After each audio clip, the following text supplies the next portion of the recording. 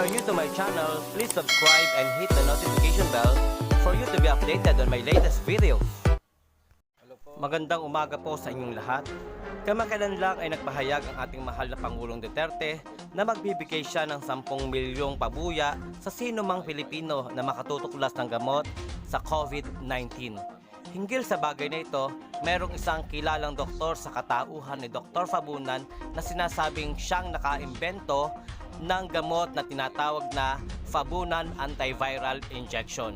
Hinggil nga sa bagay na ito, meron ding isang kilalang doktor ang nagbigay ng kanyang opinyon tungkol sa FAI o Fabunan'S Antiviral Injection. Halina po kayo at pakinggan ang opinyon ni Dr. Richard Mata tungkol dito. Hello po, Dr. Richard Mata po. Gagawa ako ng video po ano ang sagot ko doon sa Fabunan'S Antiviral Injectable, no? Dahil marami po kasi nagtatanong ano ba talaga ang opinion ko sa injectable ni Dr. Fabunan. In due respect, with all respect to him, although hindi ko po siya kilala, hindi po kami nagkausap, to be honest po, ang first reaction po na for me as a doctor, natural po kasi sa kapwa doktor na pag merong kasing ginawang isang doktor na mga ganyan, bago something, natural po na parang magdududa, no? Nakakapangduda. Natural po yun sa kapwa doktor, no? Pero natural din as a doctor, hindi lang po yung magduda ka lang, kailangan din mag-research. Hindi po ako pwedeng makinig lang sa hearsay, to be fair to the inventor. Dahil pinag-isipan niya, pinag-aralan niya ng madaming taon, hindi po pwedeng 1 minute lang na narinig ko tapos sasabihin ko kaagad na mali siya. Unfair naman yon. Dahil sino ba ako or sino ba yung ibang experts na magsasabing 1 minute pa lang na narinig yung ganong gamot, sasabihin niya kaagad na mali. Siyempre, mali yon. Let's be open to the possibilities. Baka nga tama si Dr. Fabunan. So, yun po ang ginawa ko. Kaya nag-post po ako sa aking page, Dr. Richard Mata, FB page. Sinabi ko kung meron po kayong mabigay na mga articles or anything about the injectable, then pag-aralan ko po. Then I'll just answer my own point of view. Kasi yung unang sinabi doon, yung kanyang injectable, nakakapagaling daw ng snake bites. Tapos nakakapagaling ng dengue, HIV, tapos Ebola. Tapos ngayon, ano pa, COVID-19. So, kahit sinong doktor, pag ganun narinig talaga, maging gamot din siya sa COVID-19. Ilan na bang nagamot niyang COVID-19? Unless taga-Wuhan siya. So, yun ang natural na reaksyon. Pero kasi ganito yan, let me give you an example, bakit ang doktor madaling magduda, no? Ganito yan. Like for example, sa beke, yung mumps, ba? Mumps. Kahit maraming nagsasabing nakakagaling ang isang gamot, for example, ano bang nakakagaling sa mumps? Di ba yung anyel, yung blue na ilalagay dito? Ilang milyong Pilipinong naniniwala na yun ang gamot sa beke. Di ba kayo rin naniniwala kayo? Pero wala sa libro yun, hindi po totoo yun. Dahil ang mumps talaga ay self-limiting. Sabihin ng self-limiting, dadaan lang po siya tapos mawawala siya. Yan po ang mumps. So ngayon, nilagyan mo ng blue. So, akala mo yun ang nakapagaling. Pero ang nakapagaling talaga pala ang immune system. So, I'm now weighing na, saan ba under si Dr. Fabunan? Sa ganito lang na idea na parang yung blue ng anyel, pero yung natural palang gagaling ang pasyente, pero kinlaim lang niya. So, that was my first impression. Baka ganun nga po. Pero, kaya nga, pinag-aralan natin kung meron ba talagang logic sa ginawa niyang invention. So, ito po yung nabasa ko. Nasa internet po ito, sa patent po niya. The present invention relates to a therapeutic composition and formulation for the treatment of viral diseases such as dengue fever, and influenza, more particularly to therapeutic preparation comprising substantially water-soluble local anesthetic of the ester type, procaine, hydrochloride, and water-soluble glucorticoid and dexamethasone sodium phosphate. So, sa simpleng pagkaintindi ko, itong injection ni doktor ay a combination of a procaine, which is an anesthesia, and glucorticoid and dexamethasone, which are both steroids. So, napag-isip po ako na ang combination na ito, it's more of anti-inflammatory.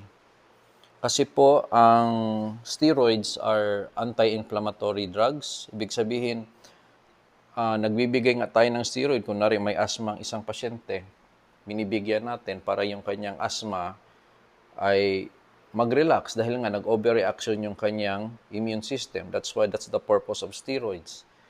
Ngayon, pasok po tayo sa COVID-19 na topic. Ever since po ito lumabas, ang parati kong sinasabi ay naghahanap po tayo ng anti-inflammatory drug. Dahil po ang nangyayari sa COVID-19, pagpasok po ng virus sa katawan natin, nagre-react po sa lungs. Lungs yun eh. Pag-react ng lungs, hindi ka na kaagad makahinga. So, dito kasi ang labanan eh. Sana kung ang labanan sa kamay, walang patay siguro.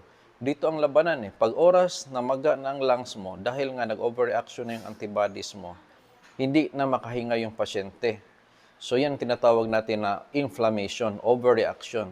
Kaya pati ko sinasabi, ang hinahanap nating gamot ay dalawa, which is antivirus. Ibig sabihin, babanggain yung COVID-19 na virus, which is meron pong mga nakasulat na remdesivir, mga ganon, Fabivir, ganyan. Tapos, kailangan din natin ng anti-inflammatory. Bakit? Sabihan natin yung ating katawan, wag naman masyado mag-react, lungs. Kasi pag nag-overreact po ang lungs, hindi na makahinga ang pasyente.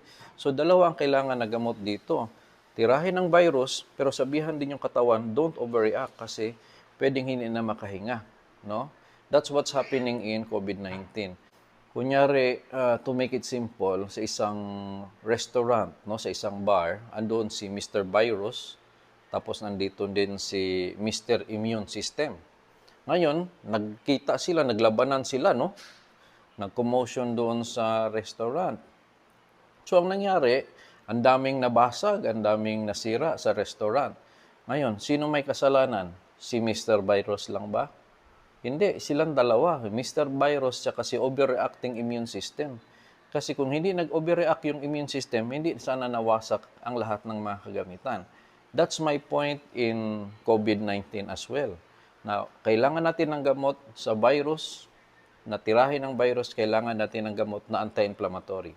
Ngayon, ano ang mga anti-inflammatory na naimbento na sa mundo? Ang number one dyan na pinakasikat actually ang steroids. So, basahin ko po kung recommended ba ang steroids na sa COVID-19. Merong ginawa kasing autopsy, no? Tapos yung nakita nila sa autopsy, grabe ang mga antibodies, no, doon sa kanyang pathology. Parang nag-overreact. So tama po yung point na ang isang cause ng death is not only the virus but also the overreaction. If we can treat the overreaction, then the lungs will not swell. So makahinga ang pasyente.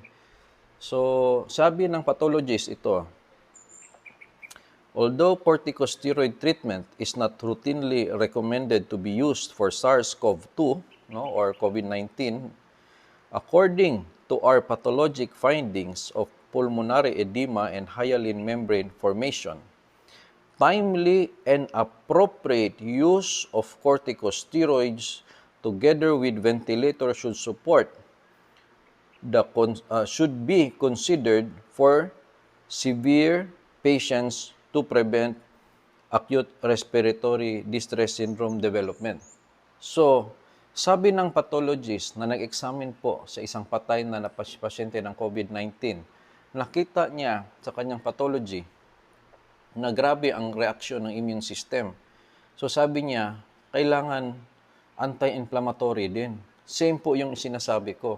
Sinasabi niya na Although hindi daw routine ang steroid sa medication ng COVID-19, pero sabi niya, pag-isipan po, sabi ng pathologist, dahil sa nakita ko, sabi niya, malaki ang tulong kung mabigyan ng steroid. Depende po sa kaso. Yun pong ibig sabihin niya. Ibig sabihin, huwag kalimutin ang steroid. I-consider ang steroid. Ibig sabihin, napansin niya ang pagkamatay ng pasyente dahil nag-overreact ang mga immune system ang dami. Kung nabigyan lang ng pangpababa ng overreaction, baka nabuhay ang pasyente. So sabi niya, possible steroid. Sabi lang niya po yun, na possible na makatulong ang anti-inflammatory drugs. Now, going back to Fabunan, going back to the ingredients, dahil sa ingredients po ako nakabase, no? Hindi lang sa hearsay. No? Ang kay Dr. Fabunan, somehow, pinag-isipan niya na i-mix po niya ang procaine, glucocorticoid, and dexamethasone. So, itong pagkaisip niya ng ganitong ito, more on anti-inflammatory yung nasa isip niya. Kaya pala siguro, effective siya sa iba't ibang mga sakit, no? Katulad ng snake bite. Ano bang nangyayari sa snake bite? Pagkagat sa iyo ng ahas, siyempre mag-overreact yung immune system dahil may pumasok na venom eh. So, yung overreaction ng immune system, mag-cause din yun ng inflammation sa katawan mo. And pwedeng yun din ang mag-cause ng damage sa katawan mo. The same way was in COVID. So, kung binigyan ng combination ng dexamethasone, glucocorticosteroid, and an anesthesia, talagang pinag-isipan po kasi ni doktor eh. Somehow, nag-cause ng decrease of the inflammation. Kasi nga, anti-inflammatory yung binigay. The same way with dengue. Yung dengue, pagpasok ng virus, nag-overreact yung immune system mo, nagkaroon ka ng plasma leakage, nabutas yung mga ugat mo, yun po ang cause. Ang cause po ng plasma leakage sa dengue o yung nabutas yung mga ugat na lumabas yung fluids na nakaka-dehydrate is the overreaction of the immune system. So, kung nabigyan ka ng something to decrease the inflammation, it could help. Ngayon, am I supporting totally? Siyempre, ang sinasabi ko lang, I hope na ma-aproban sa ng FDA upang pwede kong isubok sa mga pasyente kung may dengue. Option ko na yon dahil doktor ako, pwede ko pong desisyonan yon. Because I have that decision making, no, for case-to-case basis. Pero ito po, kinumbine kasi ni doktor. So, kung itong combination na ito, pinag-aralan niya ng matagal na panahon, for me, it's worth the try. It's worth the try po. So, ang akin lang po ganito. Pag pinesent kasi niya sa FDA at sinabi po niyang anti-COVID drug, ang problema po doon ay sasabihan siyang ilan na ba ang COVID patients na nagamot mo, no? So, doon na mahihirapan tayo dahil kailangan po ng madaming pasyenteng may COVID before mo ma-prove na drug ka talaga ng COVID-19. So, ang suggestion ko po kay Dr. Fabunan, and I really wish na ma-aproban po siya ng FDA, is to just declare na this is a cocktail of anti-inflammatory drugs. Plain and simple. Kasi ang content po is procaine, glucocorticoid, and dexamethasone. So, these are all drugs po. Luma na po itong mga drugs na ito, no? Procaine, dexamethasone, at glucocorticoid. Ang ginawa niya, pinaghalo niya, and the expected niya is baka may synergistic effect. Alam niyo po yung sabihin ng synergistic effect? Yung power nito, pinagsabay sa isang bigayan. So, and that could be true. Kasi kunyari po, no question naman talaga sa steroids eh. Dahil ginagamit natin yan time to time. Itong procaine, kung basahin nyo po ang procaine, it acts mainly as a sodium channel blocker. Today, it is used therapeutically in some countries due to its sympatholytic, anti-inflammatory, perfusion-enhancing, and mood-enhancing effects. So, nakita nyo po, procaine is pain reliever. and also anti-inflammatory. Ngayon, if ito yung logic probably kaya nag-i-effect din siya. Dahil po, kung masakit ang pakiramdam mo, kung bigyan ka ng procaine, siyempre mag-relieve yung pain, no? Kung na-relieve yung pain, hindi na din mag-overreact yung immune system mo. Dahil, kaya din nag-overreact dahil sa pain eh. Pain stimulates cytokines production. Dahil nga masakit eh, so lumalabas lalo yung antibodies mo. Ngayon, kung kinontrol mo rin yung pain, there's a possibility na yung pag-increase ng antibodies ay matulungan din. So aside sa pain reliever siya, anti-inflammatory din. So yung inflammation nagiging less din po. So my point is, may wisdom po sa ginawa ni Dr. Pabunan. Ang masasabi ko lang is, it's worth the try. Sana po aproban siya. Hindi naman po kailangan ang tawag sa kanya ay anti-COVID-19 drug para na lang hindi na siya hanapan pa ng marami pang ilang COVID-19 patients na ang nagamot dahil mahirapan siya lalo doon. Doc, you can just declare it as a cocktail of anti-inflammatory drugs. And sana po ito po ay mapurbahan dahil ganito lang naman eh. Ang tanong lang naman ganito eh. Yung bang dosage ng procaine is safe for human beings? Yung level ng dosage na yon? Yung dosage ba ng dexamethasone, safe for human beings ba yon? Yung dosage po ng glucocorticoid, safe ba yon? So kung doon pa yon, yung dosaging is safe, that's one check. Second check, kung ipag-mix natin yung tatlo, wala bang drug-to-drug interaction? Yun po yung tanong. Kasi siyempre, delikado kung nag-mix na hindi pala sila bagay. Ngayon, kung na-prove naman na synergistic ang effect at hindi drug-to-drug interaction, ibig sabihin nun, mas gumagaling ang effect at hindi nagkakaroon ng interaction na nagkukos ng danger, I do believe it's worth to be approved by FDA as a cocktail of anti-inflammatory drugs to be available not only for COVID-19 but any disease that has inflammation. And that's up to us, doctors. Katulad ng nagbibigay kami ng steroids. Nagbibigay kami ng steroids sa asthma. Nagbibigay kami ng steroids sa nephrotic syndrome. Nagbibigay kami ng steroids sa allergies. Oh, one stone, 10 birds.